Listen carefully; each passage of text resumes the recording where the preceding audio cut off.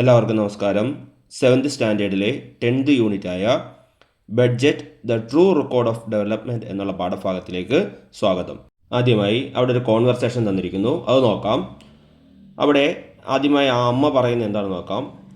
If we get the chitty we shall pay off all our debts. After that we shall deposit the rest of the money in the bank. അതായത് ഈ ചിട്ടി കിട്ടുകയാണെങ്കിൽ നമുക്ക് നമ്മുടെ കടങ്ങളെല്ലാം തീർക്കാം, അതുപോലെ തന്നെ ബാക്കി പണം നമുക്ക് ബാങ്കിൽ നിക്ഷേപിക്കാം എന്നാണ് അമ്മ പറയുന്നത്. അപ്പോൾ അച്ഛൻ എന്താണ് പറയുന്നത് നോക്കാം. Son, expenses are high this month too. Will you have to borrow money again. അതായത് മോനെ, ഈ മാസവും നമുക്ക് ചിലവൊക്കെ കൂടുതലാണല്ലോ, ഇനിയും പണം കടം വാങ്ങേണ്ടതായിട്ട് വരുമോ? ആ കോൺവെർസേഷനിൽ ഇനി ഒരു ഭാര്യയും ഭർത്താവുമുണ്ട്. അപ്പോൾ ആ ഭാര്യ പറയുന്നത് എന്താണെന്ന് നോക്കാം. Dear, tomorrow it's Ammu's birthday. Shouldn't we buy her a new dress? Father's medicine is run out. The electricity bill has also been issued. We need to remit the monthly payment of the chitti too. അതായത് ചേട്ടാ, നമുക്ക് നാളെ അമ്മുവിൻ്റെ പിറന്നാളാണ്, ഒരു ഉടുപ്പ് വാങ്ങേണ്ടേ. അച്ഛൻ്റെ മരുന്നുകളൊക്കെ തീർന്നിട്ടുണ്ട്, current ബില്ലും വന്നിട്ടുണ്ട്, ചിട്ടിക്ക് പണമടയ്ക്കാനുള്ള സമയം ആവുകയും ചെയ്തിട്ടുണ്ട്. അപ്പോൾ ആ ഭർത്താവിൻ്റെ മറുപടി എന്താണെന്ന് നോക്കാം. I have got the salary of this month. എനിക്ക് ഈ മാസത്തെ ശമ്പളം കിട്ടിയിട്ടുണ്ട്. I shall give the amount needed for buying medicine for father and for paying the electricity bill to mum. അതായത് കറണ്ട് ബില്ല് അടയ്ക്കുന്നതിനും അച്ഛന് മരുന്ന് വാങ്ങിക്കുന്നതിനുമുള്ള പൈസ അമ്മയെ ഏൽപ്പിക്കാം. I need to return the money that I borrowed from my friend. അപ്പോൾ എൻ്റെ സുഹൃത്തിൻ്റെ കയ്യിൽ നിന്നും കടം വാങ്ങിയ പൈസ എനിക്ക് തിരിച്ചു കൊടുക്കണം. I shall buy a new dress for Ammu. I will pay the chitti too. അമ്മുവിന് ഞാനൊരു പുതിയ ഉടുപ്പ് വാങ്ങിച്ചോളാം, ചിട്ടിയുടെ പൈസയും ഞാൻ അടച്ചോളാം.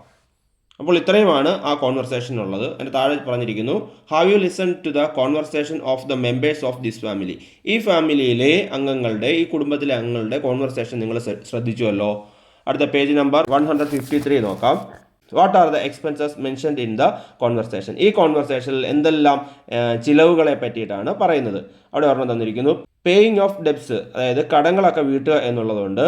അടുത്തതായിട്ട് paying electricity bill, current bill അടയ്ക്കുക, ഇലക്ട്രിസിറ്റി ബില്ല് അടയ്ക്കുക എന്നുള്ള ഒരു എക്സ്പെൻസ് അവിടെ പറയുന്നുണ്ട്. അടുത്തത് ബൈയിങ് മെഡിസിൻസുകൾ വാങ്ങിക്കുക, മരുന്നുകൾ വാങ്ങിക്കുക എന്നുള്ള ചിലവുണ്ട്. അതോടൊപ്പം തന്നെ ബൈയിങ് ന്യൂ ഡ്രസ്സ് ഉണ്ട്, ഒരു പുതിയ ഡ്രസ്സ്, അമ്മുവിന് പുതിയ ഡ്രസ്സ് വാങ്ങേണ്ടതുണ്ട്. അപ്പോൾ അതും അവിടെ പറയുന്നുണ്ട്. അപ്പോൾ 4 ചിലവുകളെ പറ്റിയിട്ടാണ് അവിടെ പറയുന്നത്. ഒന്നുകൂടെ പറയാം. Paying off debts, paying electricity bill, buying medicines, buying new dress. Which are the needs in our daily life that we spend money on. നമ്മൾ നമ്മുടെ ഡെയിലി ലൈഫിൽ, നമ്മുടെ നിത്യജീവിതത്തിലെ എന്തെല്ലാം ആവശ്യങ്ങൾക്ക് വേണ്ടിയിട്ടാണ് പൈസ ചിലവാക്കുന്നത്? നിങ്ങൾക്കറിയായിരിക്കുമല്ലോ. നമ്മുടെ വീടുകളിലെയൊക്കെ കാര്യം നമുക്കൊന്ന് ശ്രദ്ധിച്ച് നോക്കാം. എന്തെല്ലാം ആവശ്യങ്ങൾക്ക് വേണ്ടിയിട്ടാണ് നമ്മൾ പൈസ ചിലവാക്കുന്നത്? ഒന്ന് ഫുഡിന് വേണ്ടിയിട്ട് നമ്മൾ, ആഹാരത്തിന് വേണ്ടിയിട്ട് നമ്മൾ എന്ത് ചെയ്യുന്നുണ്ട്? പൈസ ചിലവാക്കുന്നുണ്ട്. രണ്ടാമത് ഹെൽത്ത് എന്ന് പറഞ്ഞാൽ നമുക്ക് ചിലപ്പോൾ ആശുപത്രി പോകേണ്ടതായിട്ട് വരും, അതല്ലെങ്കിൽ മരുന്ന് സ്ഥിരമായിട്ട് കഴിക്കുന്ന ആളുകളാണ്. അപ്പോൾ അങ്ങനെയുള്ള ആവശ്യങ്ങൾക്ക് വേണ്ടിയിട്ട്, ഹെൽത്തിന് വേണ്ടിയിട്ട് നമുക്ക് പൈസ ചിലവഴിക്കേണ്ടതായിട്ട് വരും. അടുത്തതായിട്ട് നമുക്ക് ക്ലോത്തിങ് ആണ്, അതായത് വസ്ത്രങ്ങൾ വാങ്ങുന്നതിന് വേണ്ടി നമുക്ക് പൈസ ചിലവഴിക്കേണ്ടതായിരിക്കും. അടുത്തത് പേയിങ് ഡിഫറെൻറ്റ് ബിൽസ്, പലതരത്തിലുള്ള ബില്ലുകൾ ഉണ്ടാവും. ഇപ്പോൾ ഇലക്ട്രിസിറ്റി ബില്ല് ഉണ്ടാവും, വാട്ടർ ബില്ലുകൾ ഉണ്ടാവും, ഫോണിൻ്റെ റീചാർജ് ഉൾപ്പെടെയുള്ള ബില്ലുകൾ ഉണ്ടാവും. അങ്ങനെ പലതരത്തിലുള്ള ബില്ലുകൾ നമുക്ക് ഉണ്ടാവും. അടുത്തത് ട്രാവൽ, അതായത് യാത്ര ചെയ്യേണ്ട, ഇപ്പോൾ ഒരു ജോലിക്ക് പോകേണ്ട ആളുകൾ കാണും, അവർക്ക് യാത്ര ചെയ്യേണ്ടതായിട്ട് വരും, അല്ലെങ്കിൽ മറ്റെന്തെങ്കിലും ആവശ്യങ്ങൾക്ക് വേണ്ടിയിട്ടൊക്കെ യാത്ര ചെയ്യേണ്ടതായിട്ട് വരും. അപ്പം ട്രാവൽ എന്ന് പറയുന്നത് നമ്മുടെ ഒരു എക്സ്പെൻസ് ആണ്. അടുത്തത് എഡ്യൂക്കേഷൻ, അതായത് ഒരു വീട്ടിൽ പഠിക്കുന്ന കുട്ടികളുണ്ടെങ്കിൽ അവരുടെ എഡ്യൂക്കേഷൻ്റെ ആവശ്യത്തിന് വേണ്ടി, വിദ്യാഭ്യാസ ആവശ്യങ്ങൾക്ക് വേണ്ടിയിട്ട് നമുക്ക് പൈസ ചിലവഴിക്കേണ്ടതായിട്ട് വരും. അപ്പോൾ നമ്മുടെ ഡെയിലി ലൈഫിൽ നമ്മൾ എന്തിനൊക്കെ വേണ്ടിയിട്ടാണ് കാശ് ചിലവഴിക്കാറുള്ളത്? Food, health, clothing, paying different bills, travel, education. അപ്പോൾ ഒരു വീട്ടിലെ, ഒരു ഫാമിലിയിൽ നമ്മുടെ ഡെയിലി ലൈഫിൽ നമ്മൾ ചിലവഴിക്കുന്ന ഇങ്ങനെയുള്ള എക്സ്പെൻസുകളെ പറയുന്ന പേരാണ് ഫാമിലി എക്സ്പെൻഡിച്ചർ എന്ന് പറയും. അപ്പോൾ ഫാമിലി എക്സ്പെൻഡിച്ചർ എന്താണെന്ന് നോക്കാം. The total amount spend by a family for food consumption and non food consumption for a particular period is called family expenditure. അതായത് ഫാമിലി എക്സ്പെൻഡിച്ചർ എന്ന് പറയുന്നത് എന്താണ്? ഫുഡ് കൺസപ്ഷന് വേണ്ടിയിട്ടും, അതായത് ആഹാരത്തിന് വേണ്ടിയിട്ടും, അതായത് നമ്മുടെ ഡെയിലി ലൈഫിൽ നമ്മൾ ഉപയോഗിക്കുന്ന ആഹാരത്തിന് വേണ്ടിയിട്ടും, അതുപോലെ തന്നെ നോൺ ഫുഡ് കൺസപ്ഷൻ, അതായത് ആഹാരത്തിനല്ലാതെ ചിലവഴിക്കുന്നത്, നമുക്കിപ്പോൾ ക്ലോത്തിങ്ങിനുണ്ട്, എഡ്യൂക്കേഷനുണ്ട്, ട്രാവലുണ്ട്, പേയിങ് ഡിഫറെൻറ്റ് ബിൽസുകളുണ്ട്, ഇങ്ങനെയൊക്കെയുള്ള ആവശ്യങ്ങൾക്ക് വേണ്ടിയിട്ട് നമ്മൾ ചിലവഴിക്കുന്ന പൈസകളും അതിൻ്റെ ഒരു ടോട്ടലാണ്, പൈസകളുടെ ഒരു ടോട്ടൽ എമൗണ്ടിനെയാണ് എന്ത് പറയുന്നത്, ഫാമിലി എക്സ്പെൻഡിച്ചർ എന്ന് പറയുന്നത്. ഇത് ഒരുപാട് കാലത്തെ അല്ല, ഒരു പർട്ടിക്കുലർ പീരീഡിലായിരിക്കും, ചിലപ്പോൾ ഒരു മാസത്തെ ആയിരിക്കും, അല്ലെങ്കിൽ ഒരു വർഷത്തെ ആയിരിക്കും. അപ്പോൾ ഒരു പീരീഡിൽ, ഒരു പർട്ടിക്കുലർ പീരീഡിൽ ഫുഡ് കൺസപ്ഷന് വേണ്ടിയിട്ടും നോൺ ഫുഡ് കൺസപ്ഷന് വേണ്ടിയിട്ടും നമ്മൾ ചിലവഴിക്കുന്ന പൈസയുടെ ആകെത്തുകയാണ് നമ്മൾ എന്ത് പറയുന്നത്, ഫാമിലി എക്സ്പെൻഡിച്ചർ. അപ്പോൾ ഒന്നുകൂടെ നോക്കാം. The total amount spend by a family for food consumption and non-food consumption for a particular period is called the family expenditure. Family expenditure നമുക്ക് മനസ്സിലായി കാണും. അപ്പോൾ ഫാമിലി എക്സ്പെൻഡിച്ചറിൽ നമ്മുടെ ചിലവുകൾക്കകത്ത് നമുക്കൊന്ന് നോക്കാം, ആലോചിച്ച് നോക്കാം. നമുക്ക് പ്രതീക്ഷിക്കുന്ന ചില ചിലവുകളുണ്ട്. നമുക്ക് അപ്പോൾ ഈ മാസം നമ്മൾ ലോൺ അടയ്ക്കേണ്ടതായിട്ട് വരും, അതല്ലെന്നുണ്ടെങ്കിൽ നമുക്ക് ഫുഡിൻ്റെ ആവശ്യങ്ങൾക്ക് വേണ്ടിയിട്ടുള്ള പൈസ ചിലവഴിക്കേണ്ടതായിട്ട് വരും, ചിട്ടി പൈസകളൊക്കെ അടയ്ക്കേണ്ടതായിട്ട് വരും, ബില്ലുകളൊക്കെ അടയ്ക്കേണ്ടതായിട്ട് വരും. അപ്പോൾ ഇതൊക്കെ നമുക്ക് അറിയാവുന്ന അല്ലെങ്കിൽ നമ്മൾ പ്രതീക്ഷിക്കുന്ന ചിലവുകളാണ്. അപ്പോൾ ഫാമിലി എക്സ്പെൻസിൽ നമ്മൾ പ്രതീക്ഷിക്കുന്ന ചിലവുകളുണ്ട്. ഇനിയും പ്രതീക്ഷിക്കാതെ വരുന്ന ചില ചിലവുകളുണ്ട്. നമുക്കൊരു ആക്സിഡൻറ്റ് പറ്റുക, അല്ലെങ്കിൽ നമുക്ക് എന്തെങ്കിലും ഒരു അപകടം അല്ലെങ്കിൽ ഒരു ഡിസാസ്റ്റർ, ഒരു പ്രകൃതി ദുരന്തം ഉണ്ടായി, ഒരു കാറ്റ് മഴയൊക്കെ ഉണ്ടായി നമുക്ക് അധിക ചിലവ് ഉണ്ടാവുക. അപ്പോൾ നമ്മൾ പ്രതീക്ഷിക്കാതെ വരുന്ന ചില ചിലവുകൾ വരും. പെട്ടെന്നൊരു അസുഖം വരിക, അത് നമുക്ക് പ്രതീക്ഷിക്കുന്ന ചിലവല്ല. അസുഖം വന്ന് നമ്മൾ ആശുപത്രിയിൽ പോകേണ്ടതായിട്ട് വരും. അപ്പോൾ നമ്മുടെ ജീവിതത്തിൽ അല്ലെങ്കിൽ നമ്മുടെ ഡേ ടു ഡേ ലൈഫിൽ നമ്മൾ പ്രതീക്ഷിക്കാതെ വരുന്ന ചിലവുകളുണ്ട്. അപ്പോൾ നമ്മുടെ ഫാമിലി എക്സ്പെൻഡിച്ചറിനെ നമുക്ക് രണ്ടായിട്ട് തിരിക്കാം. എക്സ്പെക്റ്റഡ് എക്സ്പെൻഡിച്ചർ എന്നും അൺഎക്സ്പെക്റ്റഡ് എക്സ്പെൻഡിച്ചർ എന്നും. എക്സ്പെക്റ്റഡ് എക്സ്പെൻഡിച്ചർ എന്ന് പറയുന്നത് പ്രതീക്ഷിക്കുന്ന ചിലവുകളാണ്, നമുക്ക് അറിയാവുന്ന ചിലവുകൾ. അൺഎക്സ്പെക്റ്റഡ് എക്സ്പെൻഡിച്ചർ എന്ന് പറഞ്ഞാൽ എന്താണ്, പ്രതീക്ഷിക്കാതെ വരുന്ന ചിലവുകളാണ്. അപ്പോൾ നമുക്ക് താഴേക്ക് നോക്കാം. അവിടെ ഒരു ഫ്ലോ ചാർട്ട് വന്നിരിക്കുന്നു. ഫാമിലി എക്സ്പെൻഡിച്ചർ രണ്ടായിട്ട് തിരിച്ചിരിക്കുന്ന എന്തൊക്കെയാണ്, എക്സ്പെക്റ്റഡ് എക്സ്പെൻഡിച്ചർ എന്നും അൺഎക്സ്പെക്റ്റഡ് എക്സ്പെൻഡിച്ചർ എന്നും. ഇനി എക്സ്പെക്റ്റഡ് എക്സ്പെൻഡിച്ചർ എന്താണെന്ന് നോക്കാം. Expected expenditure is the expenditure that is expected in A family four a particular period. This can be estimated as monthly and annually. അതായത് expected expenditure എന്ന് പറഞ്ഞാൽ ഒരു particular പീരീഡിൽ നമ്മുടെ കുടുംബത്തിൽ ഉണ്ടാവുന്ന ചിലവുകളെ, അത് പ്രതീക്ഷിക്കുന്ന ചിലവുകളെയാണ് എന്ത് പറയുന്നത്, എക്സ്പെക്റ്റഡ് എക്സ്പെൻഡിച്ചർ എന്ന് പറയുന്നത്.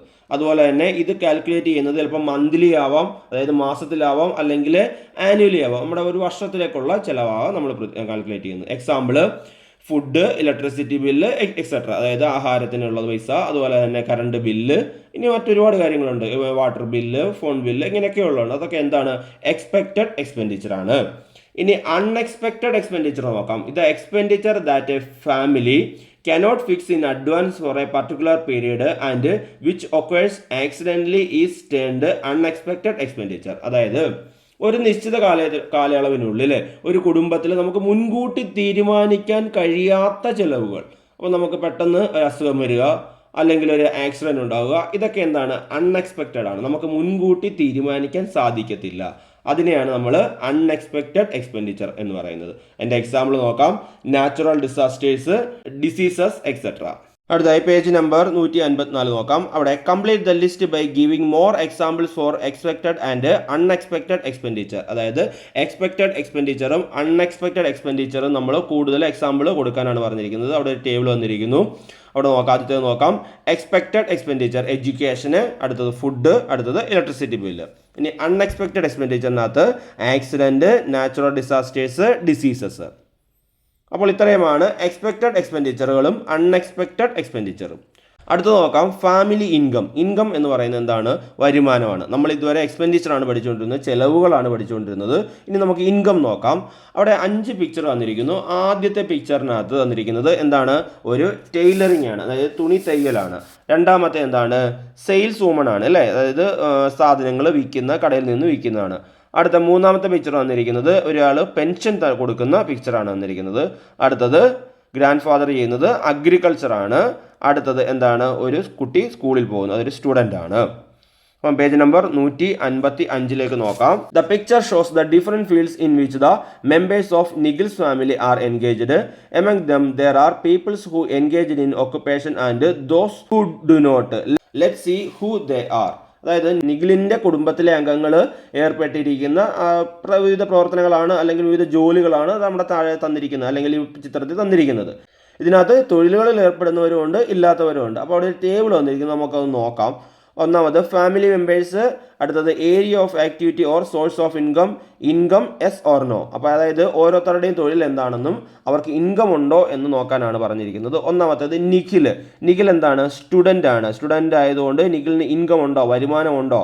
ഇല്ല, നോ ആണ് ആൻസർ. ഫാദർ എന്താണ്? ടൈലറിംഗ് ആണ്, അപ്പോൾ അത് ഇൻകം ഉള്ളതാണ്, വരുമാനം ഉള്ളതാണ്. അപ്പോൾ അടുത്തത് മദർ സെയിൽസ് വുമൺ ആണ്, അതിനും എന്താണ്? ഇൻകം ഉള്ളതാണ്, അത് എസ് ആണ്. അടുത്തത് ഗ്രാൻഡ് ഫാദർ അഗ്രികൾച്ചർ ആണ്, അഗ്രികൾച്ചർ ആയതുകൊണ്ട് തന്നെ എന്താണ്? ഇൻകം ഉണ്ട് അല്ലേ, അപ്പോൾ അത് എസ് ആണ്. അടുത്തത് ഗ്രാൻഡ് മദർ ആണ്, ഗ്രാൻഡ് മദറിന് എന്താണ്? പെൻഷനാണ് കിട്ടുന്നത്, അത് ഇൻകം ഉള്ളതാണ്, അതുകൊണ്ട് അതിൻ്റെ ആൻസർ എസ് ആണ്. അപ്പോൾ നിഖിൽ ഒഴിച്ച് ബാക്കി അവിടെ ഉള്ള 4 പേർക്കും എന്തുണ്ട്? ഇൻകം ഉണ്ട്. അപ്പോൾ ഇതിൽ നിന്ന് നമുക്ക് എന്താണ് മനസ്സിലാവുന്നത്? നിഖിലിൻ്റെ ഫാമിലിയിലെ നിഖിൽ ഒഴിച്ച് ഫാദർ, മദർ, ഗ്രാൻഡ് മദർ എല്ലാവർക്കും എന്താണ്? ഇൻകം ഉള്ളതാണ്. അപ്പോൾ ഒരു ഫാമിലിയിലെ ഇതുപോലെ മുഴുവൻ ആളുകളുടെയും ഇൻകത്തിനെയാണ് നമ്മൾ എന്ത് പറയുന്നത്? ഫാമിലി ഇൻകം എന്ന് പറയുന്നത്, കുടുംബ വരുമാനം എന്ന് നമ്മൾ പറയും. ഒരു ഫാമിലിയിലെ മുഴുവൻ അംഗങ്ങളുടെയും ഇൻകം അതൊരു പർട്ടിക്കുലർ പീരീഡിലായിരിക്കും, ചിലപ്പോൾ ഒരു മാസത്തെ ആയിരിക്കും, അല്ലെങ്കിൽ ഒരു വർഷത്തെ ആവാം. അങ്ങനെ ഒരു പർട്ടിക്കുലർ പീരീഡിൽ ഒരു ഫാമിലിയിലെ മുഴുവൻ അംഗങ്ങൾക്കും ലഭിക്കുന്ന ഇൻകത്തിനെയാണ് നമ്മൾ എന്ത് പറയുന്നത്? Family income. അപ്പോൾ ഫാമിലി ഇൻകം എന്താണെന്ന് നോക്കാം. Family income is the total income of the family in A particular period from different sources. അതായത് ഡിഫറെൻറ്റ് സോഴ്സിൽ നിന്നും, പല മേഖലകളിൽ നിന്നും, അല്ലെങ്കിൽ പല രീതിയിൽ ഒരു ഫാമിലിയിലെ മുഴുവൻ ആളുകൾക്കും ലഭിക്കുന്ന ടോട്ടൽ ഇൻകം, അതായത് മുഴുവൻ ആളുകൾക്കും ലഭിക്കുന്ന മൊത്തം വരുമാനത്തിനെയാണ് എന്ത് പറയുന്നത്? ഫാമിലി ഇൻകം എന്ന് പറയുന്നത്. അപ്പോൾ ഒരു ചോദ്യം തന്നിരിക്കുന്നു, which are the source of income of your family. നിങ്ങളുടെ ഫാമിലിയിലെ സോഴ്സ് ഓഫ് ഇൻകം ഏതൊക്കെയാണ്? നിങ്ങളുടെ ഫാമിലിയിലെ അച്ഛൻ്റെ അല്ലെങ്കിൽ അമ്മയുടെ അല്ലെങ്കിൽ ഇതുപോലെ ഗ്രാൻഡ് ഫാദർ, ഗ്രാൻഡ് മദർ ഒക്കെ ഉണ്ടെങ്കിൽ അപ്പം മൊത്തം ഉള്ള ആ സോഴ്സ് ഓഫ് ഇൻകം ഏതൊക്കെയാണ് എന്ന് കണ്ടുപിടിക്കാൻ പറഞ്ഞിരിക്കുന്നത്. ഇനി നമുക്ക് നോക്കാം. ഇൻകം എന്ന് പറയുന്നത് ഈ 2 രീതിയിലാണ് നമുക്ക് സാധാരണ ലഭിക്കുന്നത്. ഇവിടെ ഫാദറിന് ലഭിക്കുന്ന ഇൻകം എന്ന് പറയുന്നത് അവിടെ ടൈലറിംഗ് ആണ്, ഒരു തയ്യൽ ജോലി ചെയ്യുകയാണ്. അപ്പോൾ ജോലി ചെയ്യുമ്പോൾ ലഭിക്കുന്ന ഇൻകമാണ്. മദറും അതുപോലെ തന്നെയാണ്, സെയിൽസ് വുമൺ ആണ്. അപ്പോൾ സെയിൽസ് വുമൺ ആകുമ്പോൾ ലഭിക്കുന്ന ഒരു ജോലി ചെയ്യുമ്പോൾ ലഭിക്കുന്ന ഇൻകമാണ്. അപ്പോൾ ഗ്രാൻഡ് ഫാദറിൻ്റെതും അതേപോലെ തന്നെ അഗ്രികൾച്ചർ ആണ്. അപ്പോൾ കൃഷി എന്താണ്? ഒരു ജോലി ചെയ്യുമ്പോൾ, ഒരു തൊഴിൽ ചെയ്യുമ്പോൾ ലഭിക്കുന്ന ഇൻകമാണ്. പക്ഷേ ഗ്രാൻഡ് മദറിൻ്റെ ഇൻകം എന്ന് പറയുന്നത് പെൻഷനറാണ്, അതായത് പെൻഷനാണ് ലഭിക്കുന്നത്. മുൻപ് ജോലി ചെയ്തതിൻ്റെ ഭാഗമായിട്ട് കിട്ടുന്ന, അല്ലെങ്കിൽ മറ്റേ സാമൂഹ്യക്ഷേമ പെൻഷനുകളോ അങ്ങനെ എന്തെങ്കിലും ഒരു പെൻഷനാണ് ഗ്രാൻഡ് മദറിന് ലഭിക്കുന്നത്. ഒരു തൊഴിൽ ചെയ്തതിൻ്റെ ഭാഗമായിട്ട് ലഭിക്കുന്ന വരുമാനമല്ല, പെൻഷനായിട്ടാണ് കിട്ടുന്നത്. അപ്പോൾ നമ്മൾ ജോലി ചെയ്യുമ്പോൾ ലഭിക്കുന്ന വരുമാനമുണ്ട്, ജോലി ചെയ്യാതെ ലഭിക്കുന്ന വരുമാനമുണ്ട്. ഇനി ഇതുപോലെ ജോലി ചെയ്യാതെ ലഭിക്കുന്ന വരുമാനം ഏതാണ്?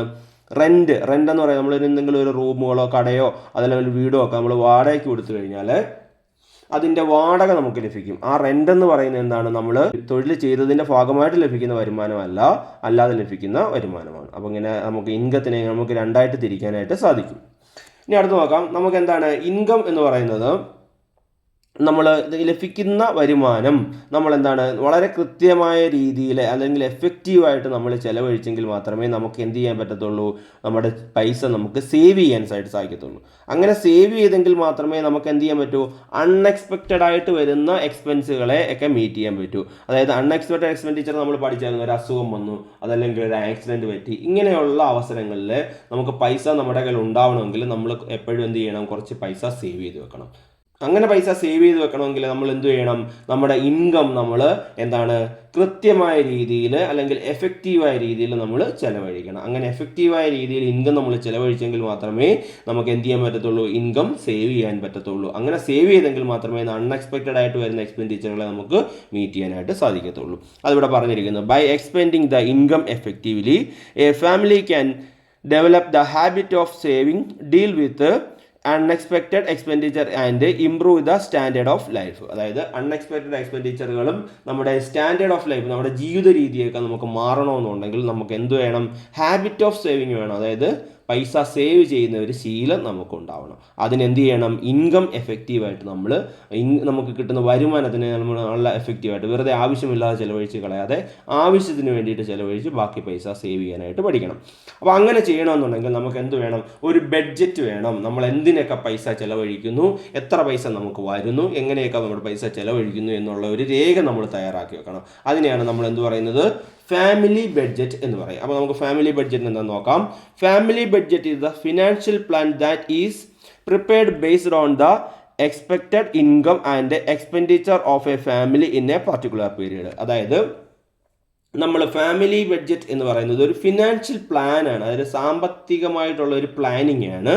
That is prepared based on the expected income. നമ്മൾ എന്തൊക്കെ വെച്ചിട്ടാണ് അത് പ്രിപ്പയർ ചെയ്യുന്നത്? എക്സ്പെക്റ്റഡ് ഇൻകം, നമുക്കൊരു മാസം അല്ലെങ്കിൽ ഒരു വർഷം നമുക്ക് കിട്ടുന്ന ഇൻകം എത്രയാണ് അത് നമുക്ക് അറിയാം. ആ എക്സ്പെക്റ്റഡ് ആയിട്ടുള്ള ഇൻകവും and expenditure of a family, അതായത് അതിൻ്റെ ചിലവ്, നമുക്ക് പ്രതീക്ഷിക്കുന്ന ചിലവുണ്ട്, പ്രതീക്ഷിക്കാത്ത ചിലവുകളുണ്ട്. അപ്പോൾ നമുക്ക് എന്തൊക്കെ ചിലവുകൾ വരാം എന്ന് നമ്മൾ മുൻകൂട്ടി കണ്ടുകൊണ്ട് എന്താണ് ഒരു പർട്ടിക്കുലർ പീരീഡ്, ചിലപ്പോൾ ഒരു മാസത്തേക്കാവാം അല്ലെങ്കിൽ ഒരു വർഷത്തേക്കാവാം, അങ്ങനെ തയ്യാറാക്കുന്നതിനെയാണ് നമ്മൾ എന്ത് പറയുന്നത്? ഫാമിലി ബഡ്ജറ്റ് എന്ന് പറയും. അപ്പോൾ ഫാമിലി ബഡ്ജറ്റ് എന്താണ്? Family budget is the financial plan that is prepared based on the expected income and expenditure of a family in A particular period. അപ്പോൾ ഫാമിലി ബഡ്ജറ്റ് എന്ന് പറയുന്നത് നമുക്ക് എന്താണ് പല രീതിയിൽ തയ്യാറാക്കാം. ഒന്നുകിൽ അത് നമുക്ക് നമ്മുടെ ഒരു മാസത്തേക്കുള്ള ചിലവുകളും വരുമാനവും വരവും ചിലവും കണക്കാക്കിയിട്ട് അതിനനുസരിച്ച് തയ്യാറാക്കാം. അതല്ലെന്നുണ്ടെങ്കിൽ നമുക്ക് ഒരു വർഷത്തിലേക്ക് വേണമെങ്കിൽ തയ്യാറാക്കാം. അതെങ്ങനെയാണ്? നമ്മുടെ ഫാമിലിയുടെ വലിപ്പവും നമുക്ക് കിട്ടുന്ന ഇൻകവും ഒക്കെ അനുസരിച്ച് നമുക്ക് എങ്ങനെ വേണമെങ്കിലും അതിനെ തയ്യാറാക്കാനായിട്ട് സാധിക്കും. അതുപോലെ തന്നെ ഒരു ഫാമിലി ബഡ്ജറ്റ് തയ്യാറാക്കുമ്പോൾ നമ്മുടെ എല്ലാ കുടുംബത്തിലെ ഒരു ഫാമിലിയിലെ എല്ലാ അംഗങ്ങളുടെ അഭിപ്രായങ്ങളും പരിഗണിച്ചുകൊണ്ട് വേണം, എല്ലാവരുടെയും ചിലവുകളൊക്കെ നോക്കി എല്ലാവരുടെയും അഭിപ്രായങ്ങളൊക്കെ പരിഗണിച്ച് വേണം നമ്മൾ എന്ത് തയ്യാറാക്കാൻ? ഒരു ഫാമിലി ബഡ്ജറ്റ് തയ്യാറാക്കാൻ. അതുപോലെ തന്നെ ഫാമിലി ബഡ്ജറ്റ് നമ്മൾ ആ ഫാമിലി ബഡ്ജറ്റിൽ കൂടി തന്നെയാണ് നമ്മുടെ ചിലവുകളൊക്കെ പോകുന്നത് അല്ലെങ്കിൽ നമ്മുടെ വരവൊക്കെ ഉള്ളത് എന്ന് നമ്മൾ ഇടയ്ക്കിടയ്ക്ക് അതൊന്ന് നോക്കുന്നത് നല്ലതാണ്. അത് ഉറപ്പുവരുത്തുന്നത് ഏറ്റവും നല്ലതാണ്. അങ്ങനെ ഉറപ്പുവരുത്തി കഴിഞ്ഞാൽ നമ്മുടെ ബഡ്ജറ്റിനകത്ത് നിന്നുകൊണ്ട് തന്നെ നമുക്ക് ചിലവ് നടത്താൻ നമ്മുടെ പൈസ നമുക്ക് സേവ് ചെയ്യാനും ഒക്കെ ആയിട്ട് സാധിക്കും. അടുത്തായിട്ട് പേജ് നമ്പർ 156 നോക്കാം. അവിടെ ഒരു കോൺവെർസേഷൻ തന്നിരിക്കുന്നു. Let's listen to the conversation. It's being a week since we booked. നിങ്ങൾ ഗ്യാസ് ബുക്ക് ചെയ്തിട്ട് ഒരാഴ്ച കഴിഞ്ഞല്ലോ. The stock reached late. There is a slight hike in the price. അതായത് ഈ സ്റ്റോക്ക് വരാനായിട്ട് ഒരുപാട് താമസിച്ചു. അതുകൊണ്ട് എന്താണ് പ്രൈസിനകത്ത് വിലയ്ക്കകത്ത് ചെറിയൊരു കൂടുതൽ വന്നിട്ടുണ്ട്. If the price is increased like this what shall we do? Here only we know how we make both end meet in life. അതായത് ഇങ്ങനെ വില വർദ്ധിപ്പിച്ച് കഴിഞ്ഞാൽ ഞങ്ങൾ എന്ത് ചെയ്യാനാണ്? ജീവിതത്തിൻ്റെ രണ്ടറ്റവും കൂട്ടിമുട്ടാൻ ഞങ്ങൾ എന്ത് പാടുപെടുകയാണ് ചെയ്യുന്നത്. അപ്പോൾ അദ്ദേഹം പറയുന്നത് വാട്ട് ക്യാൻ ഐ ഡു? ഞാൻ എന്ത് ചെയ്യാനാണ്? അപ്പോൾ നമുക്ക് മനസ്സിലാവും എന്താണ് നമ്മുടെ ഇതുപോലെയുള്ള പല സന്ദർഭങ്ങളിലും പെട്ടെന്ന് വില കൂടുകയും നമ്മുടെ ചിലവ് വർദ്ധിക്കുകയൊക്കെ ചെയ്യും. അങ്ങനെ വില കൂടുകയും ചിലവ് വർദ്ധിക്കുകയൊക്കെ ചെയ്യുമ്പോൾ നമുക്ക് സംഭവിക്കുന്നത് എന്താണ്? നമ്മൾ മുമ്പ് പറഞ്ഞ ഫാമിലി ബഡ്ജറ്റ് നമ്മൾ എന്താണ് ഒരു രേഖ തയ്യാറാക്കി വെച്ചിട്ടുണ്ട്, അല്ലെങ്കിൽ നമ്മളൊരു പ്ലാൻ തയ്യാറാക്കി വെച്ചിട്ടുണ്ട്. നമ്മുടെ വരവ് ഇത്രയാണ്, നമ്മുടെ ചിലവ് ഇത്രയാണ് എന്നുള്ളൊരു പ്ലാൻ തയ്യാറാക്കിയിട്ടുണ്ട്. നമ്മുടെ ഫാമിലി ബഡ്ജറ്റ് ആകെ എന്ത് പറ്റും? താളം തെറ്റിപ്പോവും. നമ്മൾ ബഡ്ജറ്റിനകത്ത് നിന്നുകൊണ്ട് നമുക്ക് ചിലവഴിക്കാനായിട്ട് പറ്റത്തില്ല. അപ്പോൾ അങ്ങനെയുള്ള ചില സിറ്റുവേഷൻസ് നമുക്ക് ഉണ്ടാവും. അപ്പോൾ നമുക്കൊരു ചോദ്യം നോക്കാം. Accordingly find out the other factors that affect our family budget. നമ്മുടെ ഫാമിലി ബഡ്ജറ്റിനെ അഫക്റ്റ് ചെയ്യുന്ന മറ്റു കാര്യങ്ങൾ എന്തൊക്കെയാണ് എന്ന് നമുക്ക് നോക്കാം. ഒന്നാമത് ഇൻക്രീസ് ഇൻ ഇലക്ട്രിസിറ്റി ബില്ല്. അതെ, ഇലക്ട്രിസിറ്റി ബില്ല്, വൈദ്യുത ബില്ലുകൾ പെട്ടെന്ന് കൂടിക്കഴിഞ്ഞാൽ നമ്മുടെ ഫാമിലി ബഡ്ജറ്റിനെ ആകെ താളം തെറ്റും. Hike fuel price, petrol or diesel. അതായത് ഫ്യൂവലിൻ്റെ പ്രൈസ്, അതായത് നമ്മുടെ പെട്രോൾ ഡീസലിൻ്റെ ഒക്കെ വില കൂടുക. നമ്മുടെ വീടുകളിലൊക്കെ ഇപ്പോൾ എന്താണ് ചെറുതും വലുതായിട്ടുള്ള വാഹനങ്ങളൊക്കെ ഉണ്ടാവും. പെട്രോളിൻ്റെ വില കൂടുമ്പോഴത്തേക്ക് നമ്മുടെ ബഡ്ജറ്റ് ആകെ താളം തെറ്റും. അടുത്തത് നാച്ചുറൽ ഡിസാസ്റ്റർ, അതായത് പ്രകൃതി ദുരന്തം. നമ്മളിങ്ങനെ ഇരിക്കുന്ന സമയത്തായിരിക്കും പെട്ടെന്ന് എന്തുണ്ടാകുന്നത്? ഒരു വലിയ ഉണക്കുണ്ടാകുന്നു, നമുക്ക് കൃഷിയിൽ നിന്ന് ലഭിക്കേണ്ട വരുമാനം ലഭിക്കാതെ വരും, അല്ലെങ്കിൽ ഒരു പെട്ടെന്നൊരു മഴ ഉണ്ടാകുന്നു, വെള്ളപ്പൊക്കത്തിൽ നമുക്ക് മറ്റ് നാശനഷ്ടങ്ങളൊക്കെ ഉണ്ടാവും. അപ്പം നാച്ചുറൽ ഡിസാസ്റ്റർ നമ്മുടെ ഫാമിലി ബഡ്ജറ്റിനെ താളം തെറ്റിക്കും. അടുത്തത് വാർ എന്ന് പറഞ്ഞാൽ യുദ്ധമാണ്. നമുക്കിപ്പോൾ അത് എത്ര പരിചയമില്ല എങ്കിൽ പോലും യുദ്ധം അങ്ങനെ ഉണ്ടായിക്കഴിഞ്ഞാൽ എന്താണ്? ഒരു ഫാമിലി ബഡ്ജറ്റ് ആകെ താളം തെറ്റും.